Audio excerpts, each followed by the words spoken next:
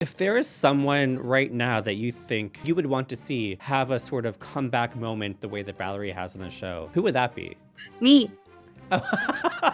Laura Silverman, this is your comeback. Like imagine like all of a sudden reality TV cameras storming your apartment right now. Yeah, we've got camera crews outside your house right now because we were hoping you were going to say that. Yeah, oh, good. Hello, hello, hello. We're back with another episode of Obsessed the Podcast. I'm Kevin Fallon, here to shepherd you through all the TV shows, movies, and celebrity nonsense that we think is unmissable. And we're back with another episode of a rewatch of the comeback.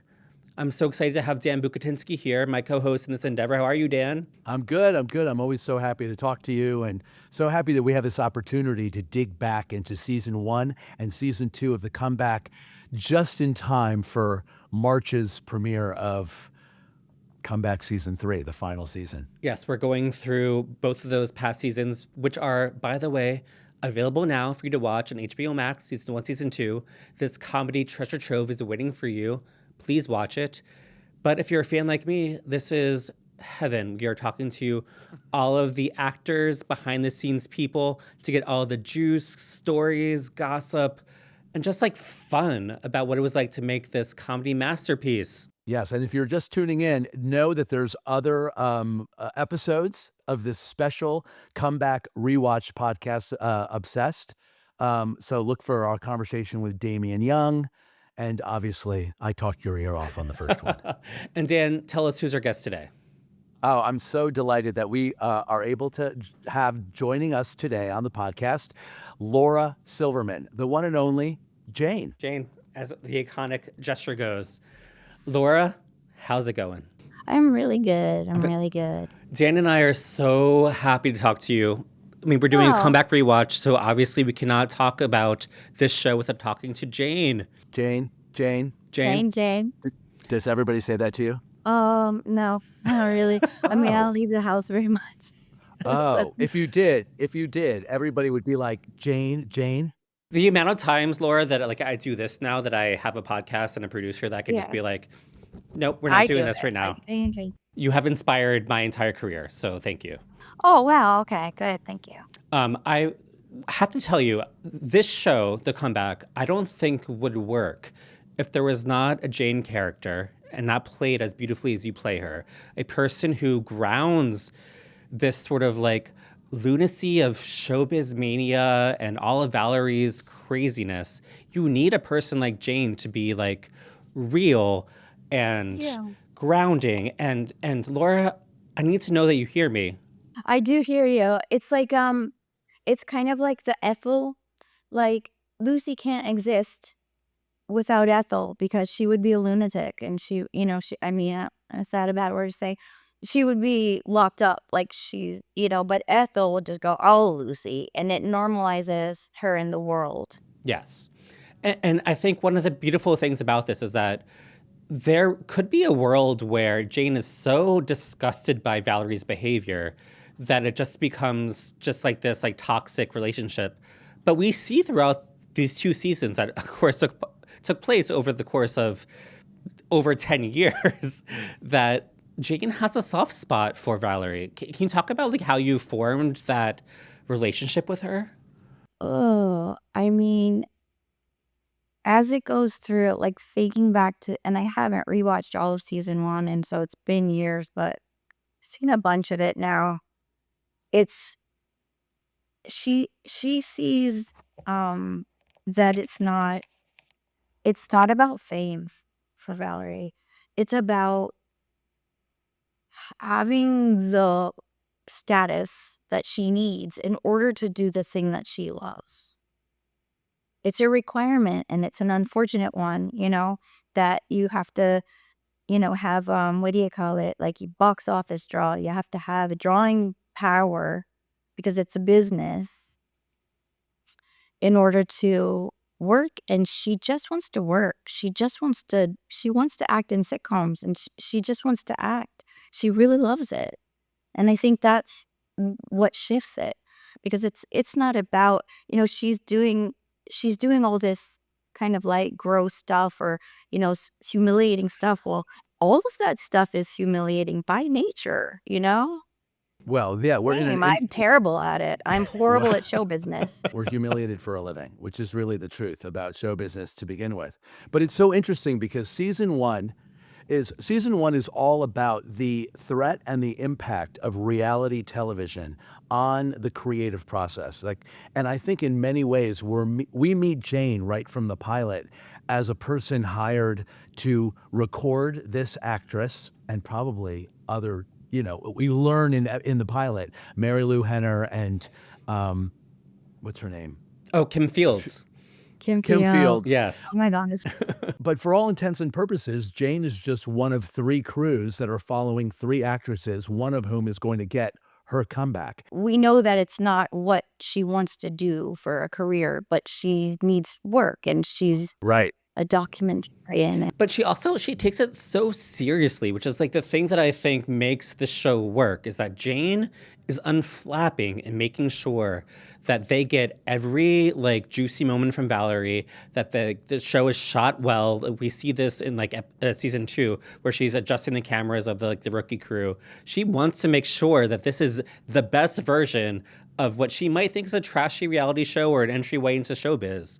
It's really fascinating that like she has such morals, but like still wants to do this job perfectly. Yeah. Right. Because she's like a filmmaker at heart and she takes it very seriously. In season 1, Jane works for this guy, Jason Silver, who's at the network and is trying to deliver a reality show. And what's so interesting is that the agenda of a person who's trying to deliver a successful reality show comes into contact with the agenda of a woman Exactly. who's just trying to show herself in the best possible light. And the 2 agendas are what are banging against each other all of season 1.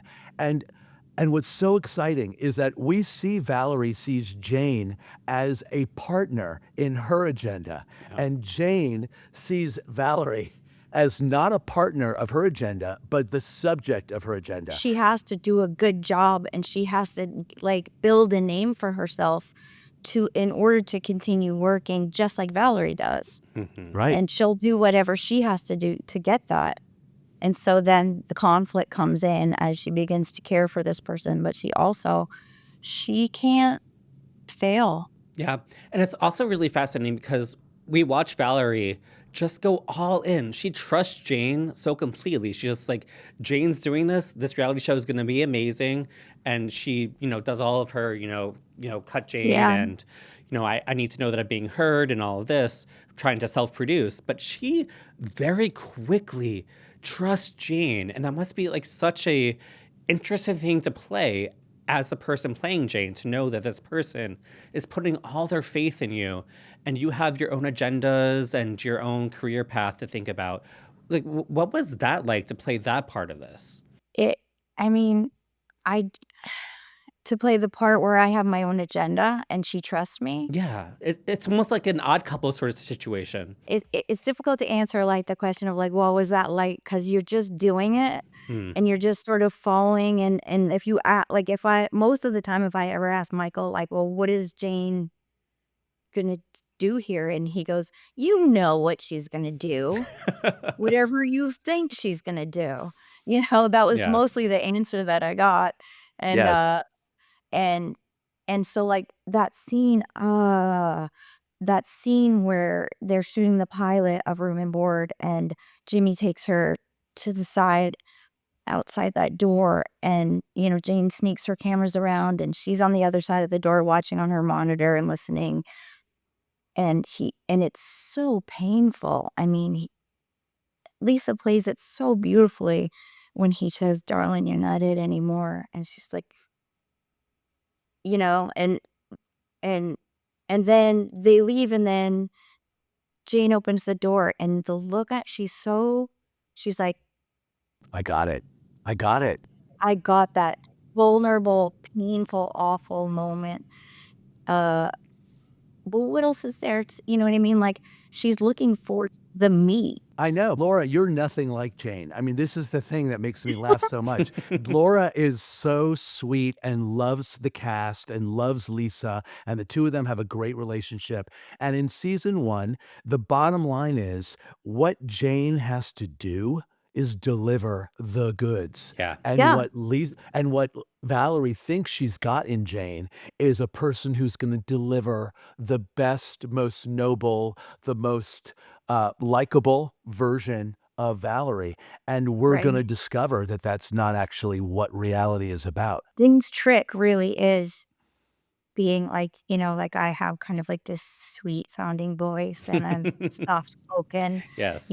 and but I also, Pat can have the devious like edge side.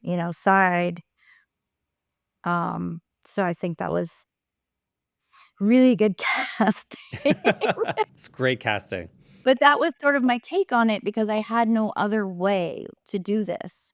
When I read the script and auditioned, I was just like, "Okay, I'm just gonna be like this person," but inside, I'm like, keep her talking until she really steps." Like, if you kind of are quiet, people will keep talking, Yes. and they will keep talking until they get a reaction Yes. from That's you. also like a good journalism trick. That's something that I've used my entire career is if you just like sit silently, celebrities will Yeah. just still keep talking at you. And that's when you get the good juice, which I imagine is the same with reality TV. People dig their own graves. It's one of my favorite things in season 1 where you're like when in episode 2 when Valerie has gotten she got ch or maybe it's episode 1, she got picked for the comeback, and you Mhm. want her to say, "I got it," bigger, and she's like, "I got it," and she's like, "No, Jane, I'm not gonna do that. I'm not gonna do that." And you're like, "Well, the people just wanna know that you're really happy, and you're so Good. quiet, and you just wait." And she's like, "Well, I'm not gonna do that." And she storms off. And then she comes back. She comes back and she's like, "Well, I got it." It's one of my favorite moments. Well, I got it. And I thought it would. Could you do it again? Jane, I'm sorry, I don't want to look like an idiot, and this is supposed to be reality. Yeah. Well, I just think that your reality could be more excited. Just one more, just for safety. Fine. Yeah, okay. Yeah. Bigger.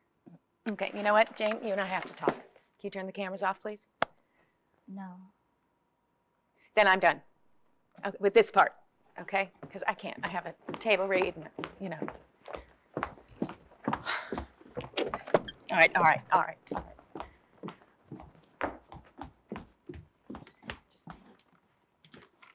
Well, I got it. All right, you can't use that, okay? That was a crazy person, and you cannot use it. And I need to know that I'm being heard. That was my audition scene. Oh, really? Oh. So, like, it is very, like, it's an iconic scene that kind of, like, has its incarnations, and for me, it's, like, extra kind of special. Obviously, as a super fan of the show, I rewatch it probably like once a year. And I love this dynamic between Jane and Valerie. Well, I mean, my husband hates Jane so much. Like, when we're watching at home, Really? he's like He hates yeah, he's Jane? Are you like kidding me? he loves Laura, but he hates Jane. He's like, "Oh, that Jane." Interesting. I find Jane to be the most just like relatable character in television. No, she is manipulative. This is this person who has to like weather everything and like do her job while also still having respect for the person. You love her because you're a journalist too, because you Yes. admire her ability in whatever way she has to get what she needs, however way she has to get it. But here's the thing though, with dignity and grace. And Valerie sees that too. Like every time Valerie gets annoyed about whatever Jane has caught or like hot mic'd or whatever, Valerie ends up seeing the value of that because Jane always does it with grace. I beg to differ, my friend Kevin. I beg to differ. But I will say, I I think that she catches on to the fact early on that this woman has an incredible ability to, to pivot, to just twist the meaning of something. Something happens, it's humiliating, but then she'll just be like, "Oh, well, actually, blah, blah, blah." And she turns it into a good thing. And she also turns it into a redirect that that puts her on another path forward every time. And Yeah. Jane's fascinated by that and learns from it. Like she can't help but have love for this person. Yeah, I get that. And also every choice that Jane makes in making this reality show ends up helping Valerie's career, Yeah, that's true. which helps Valerie. In season 2, does it help her marriage? No. Yeah, I said career, not life. Just career, Career. specifically. Just career. Yeah. Yeah, you're not wrong. You're not wrong. I want to really get into one of my favorite episodes of the entire series, which is the season 1 finale, where Valerie goes on Leno. The setup for this is excruciating to watch, where the reality series that Jane has been filming for the entire season finally airs, and Valerie feels humiliated by everything. She comes off in her mind as vapid, as a villain, and then she goes on Leno and is suddenly redeemed. But before that happens, she wants to accost Jane for what she considers to be a huge betrayal. She storms to Jane's apartment, and it's the first time that we see Jane outside of a professional context, because she has just been, stormed on at her house. And it leads to a very vulnerable, very interesting conversation. That must have been like a really crazy scene to film for you. Yeah, it really was. It was scary because it was like, I mean, I watched it. I just rewatched it, and Jane is really just like, she's like, I didn't have final cut. Like they chose, I didn't have control. It wasn't me. And but she feels awful. Like she avoided the party. I mean, She obviously did. she didn't tell her in advance because she was scared, but you see Jane being kind of vulnerable. Like she's like, oh, I now am really feeling uh like the consequences of what I've done to get ahead. Yep. And if you think about it, that's something that Valerie never feels because she doesn't wrong people. No, there's one moment I have to point out because I just saw it this morning. Do please. It's actually before the party where they show the comeback. The reality show The Comeback is gonna premiere. She's she's being interviewed, she's in her interview lights, and Jane's late, and Jane is late because she was interviewing Pauly G. And Valerie goes, "Oh, you were interviewing Pauly? What did he say? Oh my god, I cannot believe it. I cannot believe that he went on camera and he said horrible things about me." And Jane is silent. There's one moment in that episode of The Comeback where Jane could have said to her, "You know what? He was very respectful." That's all she would have had to say. And she says absolutely nothing. She lets Valerie call him a monster. She lets Valerie dig her grave and make more content, which is what made the whole I mean, that's what you see what Jane's made of, that when push Yeah. comes to shove, Oh, she for could have sure. said, "Oh, it's so Yeah. juicy." It's complete. Like I just watched it again too. Like all of this, I haven't watched any of it since it aired. Like I will just watch something once and go like, okay, I didn't embarrass myself, and then I'll never watch it again.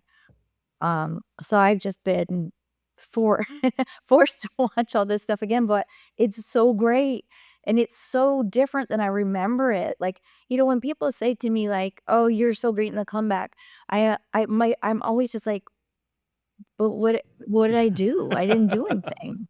I just got in and out with the camera."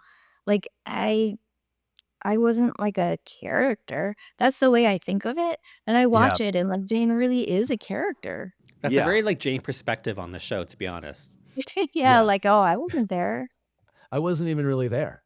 But when Valerie Like confronts you in your apartment, she's trying to give you a dose of your own medicine. She's like, yeah. "What are you doing in your apartment? Oh, who are you there with? Are you Is it there a with a guy? Is woman it or a a man?" girl? Yeah.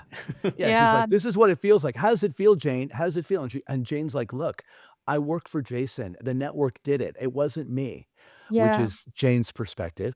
But but she's cut to very kind of hangdog about it. She's not yelling back. She's like, "Sorry, I'm sorry." Like, I n n not that maybe she really is sorry she did it, but she does feel terrible because I think of course she cares for she's not a monster. Yeah. the fuck are you doing? Yeah. How do you like it, Jane, huh? What are you feeling right now? No. Huh? Can you get the dog? Oh, is there someone in there with you? Who is it, a man, a woman? What? We want to know. Get a camera in there, why don't This you? is insane, Jeff. See how stop. you like it. You betrayed me. I didn't edit it. They did. I can't even show my face on the Tonight Show tomorrow. I have waited 10 years to do that. Val, let's go. Fuck them. Yeah, fuck them. That's right, fuck them. I quit. You tell them I quit. I'm done. To Kevin's point, by the time Jay Leno airs and everybody sort of is embracing what happened on the reality show as kind of like today, what would be a meme that everybody is sharing on their phones is the fact that the punch and the vomit and the double vomit. Valerie is elated. She's elated because she got what she wanted. And Jane, there's that moment too, that moment in the dressing room. Right. And there is actually, like, remember shooting that so well because it really felt so intense. It felt so intense to be like really at Leno and you're in this environment where there's no windows and you just like everything starts to feel like really real, like the outside world goes away and she's mad at me and I don't like it. Like it but I have to be there and it's just I don't like it. It's so uncomfortable and so conflicting and then I actually was watching from the audience Oh, wow. and when that went on and I think there were, they caught pieces of me and stuff, but shows for logistics or whatever, not to use it, but like I am so happy for her. Like I'm watching it and I just really was like I'm watching it and I'm like like it's so you feel so much for whenever she has a victory. So like I think Jane really gets excited. And that's what's really fascinating to me because it happens in real time during that interview on Jay Leno where she arrives furious and wanting to like apologize for herself and give all these excuses and blame other people and then realizes how well it played. Then she becomes ecstatic. And then we see immediately after Jane also being ecstatic.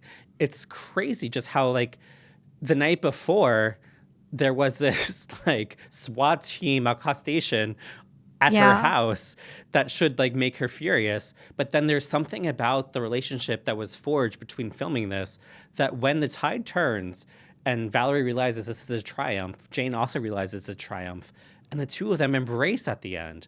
That's such a quick and crazy turn of events. Jane embraces her. Yes. Jane like leaps onto her. you know? They both got what they wanted, though. I mean, literally after one episode, the Jason Silver calls and says, I'm picking you up for a second season of The Comeback. Great news for Jane. She's got employment for another season. And great news for Valerie because the kind of relevance and exposure that she's always wanted. So Jane is sort of like, look, I have to do what I have to do to get what I want. But if you also get what you want, then we're both winners. And it ends the season where both of them can be happy for each other. Yeah. I mean, of course she wants that because it's not just because she cares for Valerie. It's because, she needs to have control over her subject and she can't have that if it's a hostile relationship. That's a good point. I mean, the thing about Valerie, too, is that she doesn't hold grudges. Like, the slate is wiped clean the second she's able to pivot and head toward what she wants. Was the Jane hug in the green room, was that scripted or was that like an impulse that you had? Don't think it was scripted. That's really interesting that like that was your impulse. It was very organic, whether it was scripted or not. It was so heartfelt. I don't think it was. I think it was like a last take where Michael just said, what do you think Jane's feeling? And do that. Like, we have it.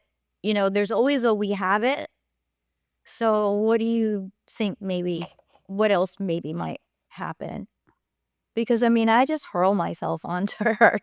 You do. I just watch it. You literally hurl yourself at her. Oh, okay. Here she is. It's Jason. Val, congratulations on the show last night. People can't stop talking about it. The network's going to replay it on Friday at 10. They want to give this thing a chance to catch on. You there? Yes. This crazy vomit thing has pushed it over the top. They're picking you up for another season. How's that? Great. Keep up the good work. Gotta go. Yeah, okay. Jane got picked up. picking us up for another season after one episode. What? That never happened. No. Never happened. Oh my God. Wow. I know. Okay. You see that? Crack right open. Oh, wow. Wow. Oh my God. I don't know how I'm going to keep this up. You know, what am I going to do next year? Explode? You know? And she's like, Jane, I don't smoke on camera, as she's literally smoking on camera. It's one of my favorite little moments. Here's a fun fact that people don't know. We really shot on the Jay Leno stage at the end of an actual episode of Jay Leno. We kept their audience in there and sprinkled in some of ours. And Jay had no idea what the comeback was. He knew who Lisa Kudrow was, but he was game for we had him for exactly 20 minutes. We had 20 minutes to shoot Wow. that scene. Jay's like, sure, I'm game. And he did it, and we did it, and we were in and out pretty fast. Do you remember who the guests were of that episode that you kept their audience from? No, it was 150 years ago. But we must have gotten there ahead of time. I think we got there after they shot an episode. I wonder who the guests were of that episode of Leno. Yeah, someone should dig that up. That'd be like really good history. I'm gonna try to ask some people. So I want to move on to what I think is one of the coolest and most clever reestablishing moments of a TV show. Because obviously, as everyone knows, if you've been listening to this podcast, The Comeback had 10 years between seasons. Season 1 aired, 10 years passed, then we had season 2. And the show had the challenge of trying to figure out how to reestablish where these characters are at this point a decade later and have it make sense within the universe of this show. And so I'm talking as if I was a part of the show. I'm not. You are, Kevin. But the show had this challenge of trying to figure out how to reconnect Valerie and Jane and also try to make a believable arc of where Jane would have been after 10 years. And so in season 2, episode 2, Valerie and Jane reunite. Valerie is about to shoot another reality TV show. The network wants Jane to be back. Jane, at this point, is an Oscar-winning filmmaker. And Valerie drives up to her ranch where there are all these dilapidated farm animals running around and basically bends her knee to Jane to beg her to come back. What did you make of that reestablishment of where Jane would have been after a decade? I found it strange. I wouldn't have guessed that was Jane, but it was. So, readapted, what I would think. But God, I just watched that scene right before we came together here today. And it's knowing what I know now, Oh.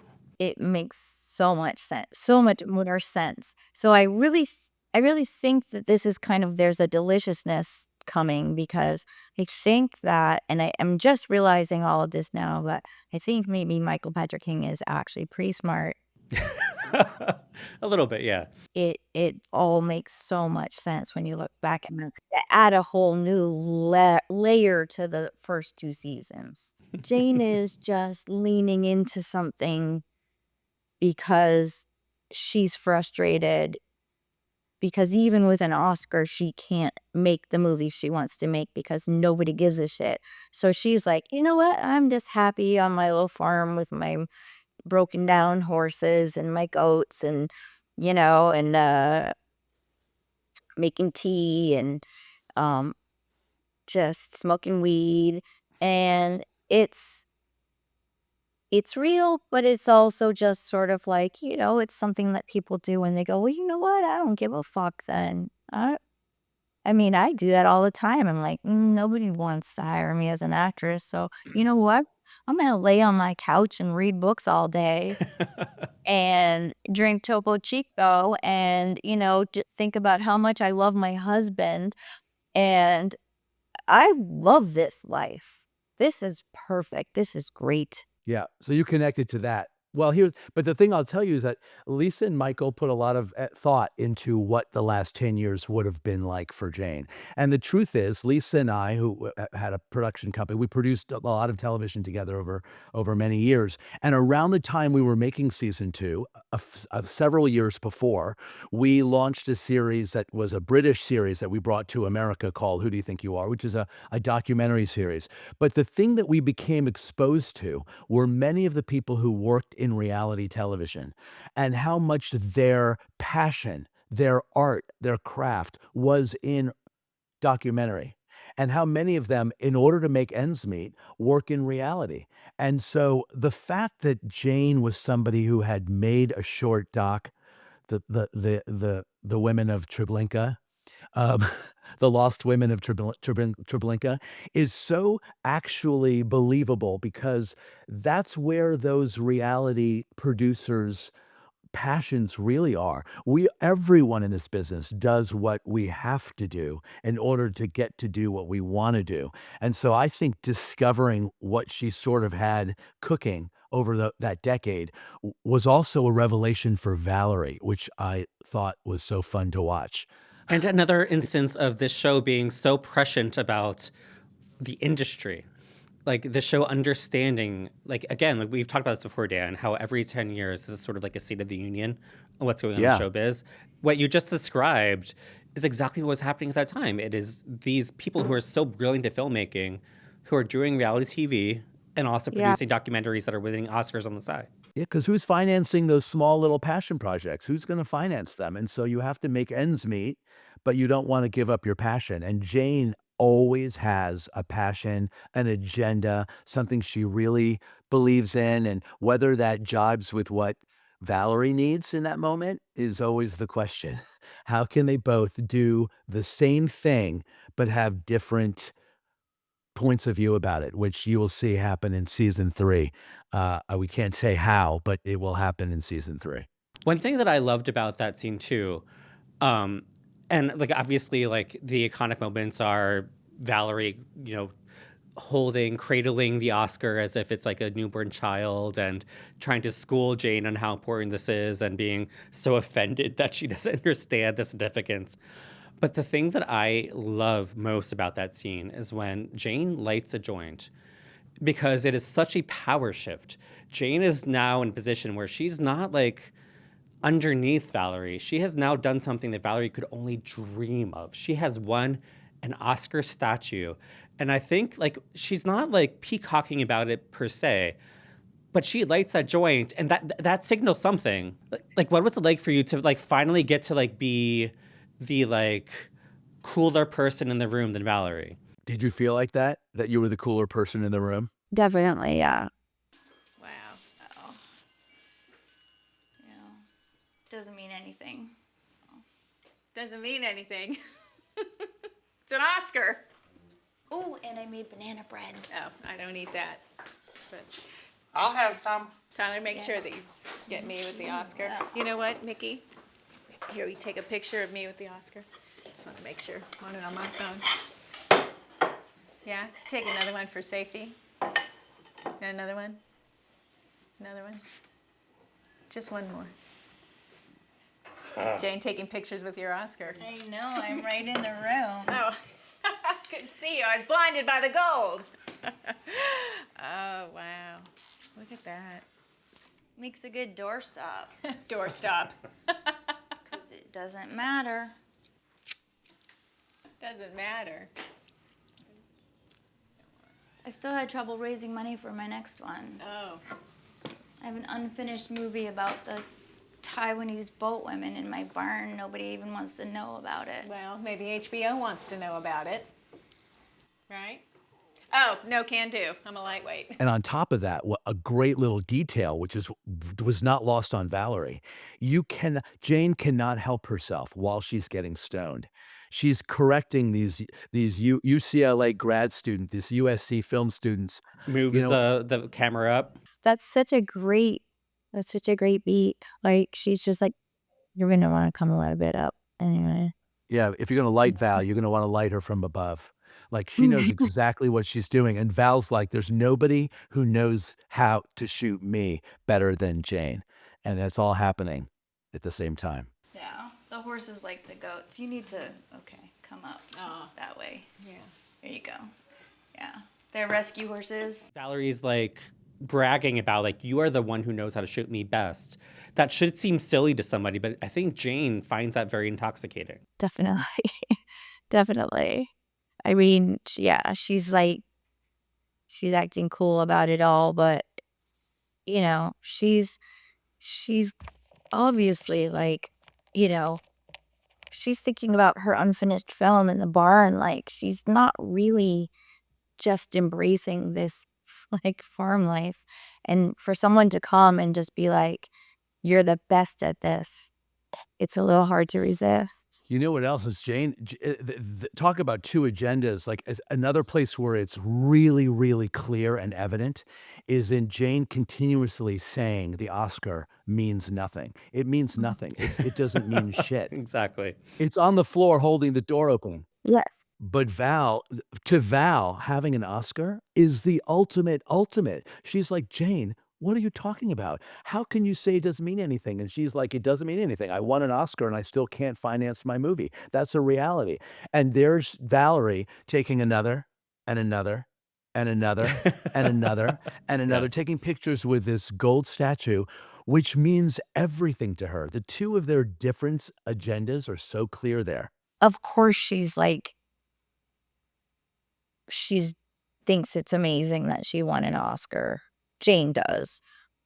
But she needs to downplay it. And, the more times you say, oh, it means nothing, because I can't get what I want. I've been saying that for years too. Everyone's like, oh, everybody loves you on this. Yeah, but it means nothing because I'm not getting jobs. And I would get really angry when people are like, yeah, but you were great on. Yeah, that was then.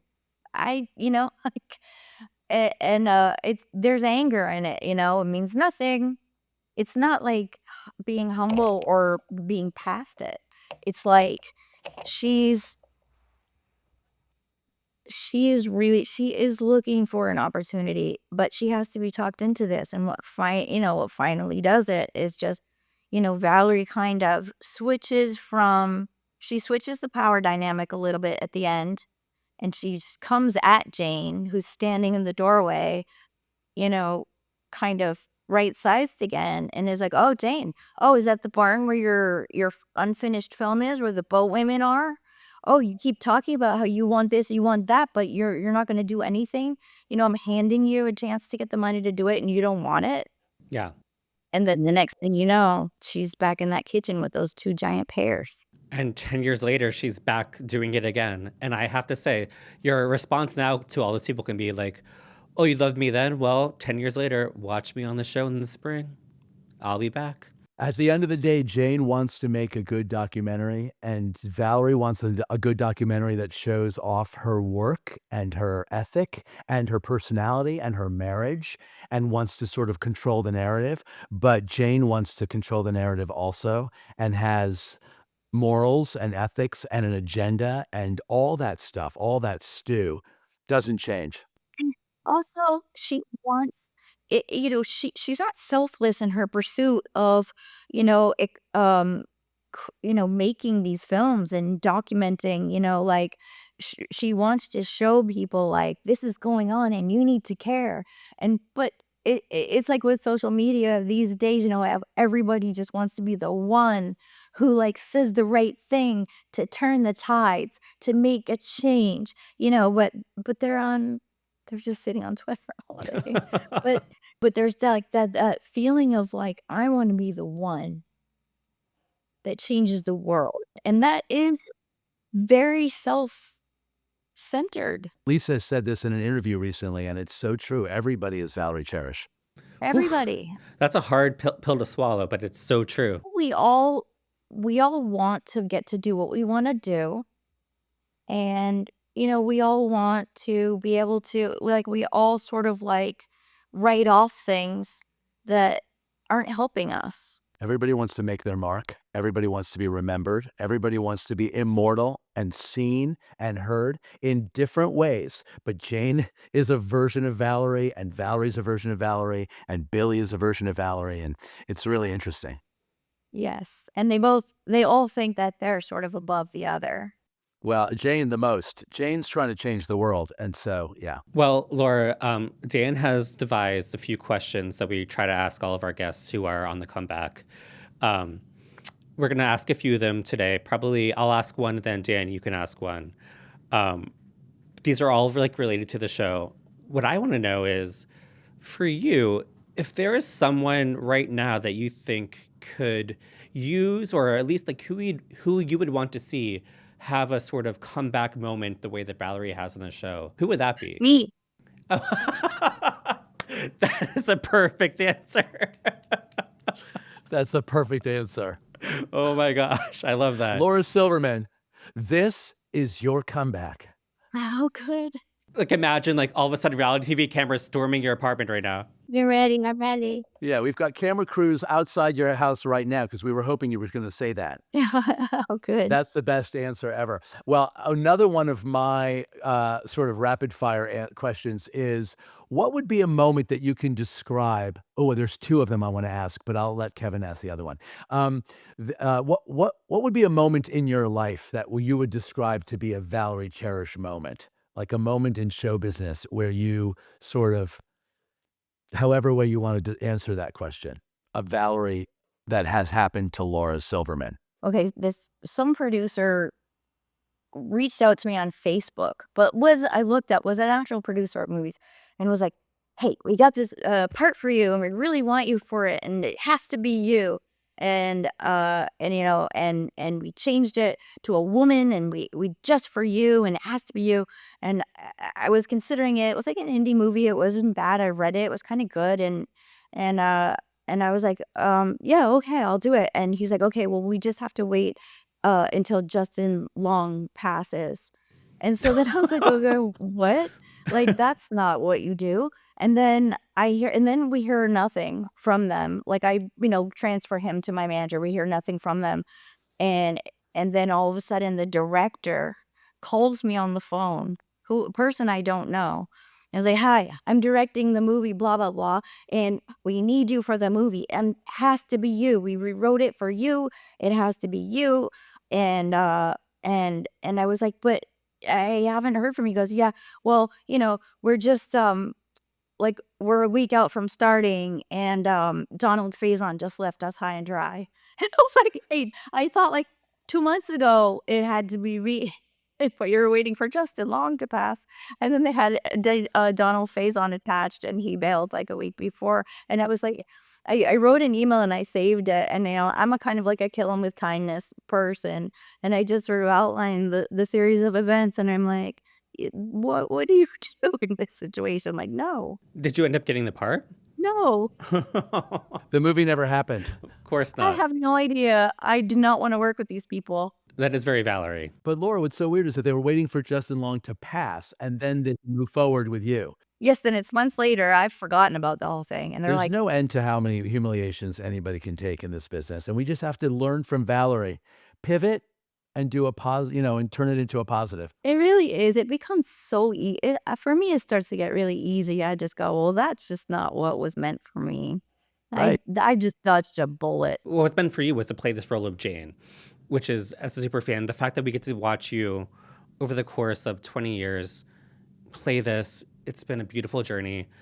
I love this so much. I've been joking for the past month with my producer Rachel, just doing this constantly. You're amazing in the show, and I'm so grateful that we got to talk to you about it. So much. That means a lot to me. Thank you. Laura, you're the best. I know. Uh-huh. All right. Thanks, Laura. Thank you so much. Oh my gosh. Thank you, Laura, so much for chatting with us. That was a dream come true. So much fun. Thank you. Also, let us know what you think about the comeback. Leave us comments. We love to hear from you. I have to say, hearing Laura talk about the audition scene that she did with Lisa, that was pretty cool for me as a fan. What about you, Dan? I loved when she was talking about how Michael sort of let her do another take at the end of that Jay Leno scene, and sort of what grew out of it was that hug. That hug thing, oh my gosh. Yeah, and how much Laura, I think, personalizes her love for Lisa in a way. I found it so sweet because in so many ways Jane at times is an adversary, but for Laura, she's got a real love for her, and I love that she's always looking for those moments for Jane and Valerie to have that kind of connection, and she did it in the season finale of season 1. I had a feeling that Laura improv that herself, and I'm so glad that she confirmed it for me. Yeah, but that brings me to the fact that next week. Oh, you're I about don't know to give us a big tease of our huge new guest. Who is it? Yes, next week it's Valerie Cherish herself. Lisa Kudrow will be joining us on the Rewatch podcast here at Obsessed, the podcast, and I couldn't be more excited. I cannot wait. I'm going to be arriving in my cupcake costume. It's going to be so much fun. People, please let us know what your favorite comeback moments are, what made you laugh, what surprised you about hearing Laura talk about behind the scenes stories about the comeback. And of course, please subscribe to us on YouTube at The Obsessed channel. Follow us wherever you get your podcasts. And if you think we're kind of funny, please subscribe to me on Substack at obsessed@substack.com. As always, thank you to our producers, Devin Roggerino and Rachel Passer. And thank you, always, Dan Bucatinsky. Thank you. Thanks for letting us have this opportunity. It's awesome. Yes, of course. And we'll see you next time.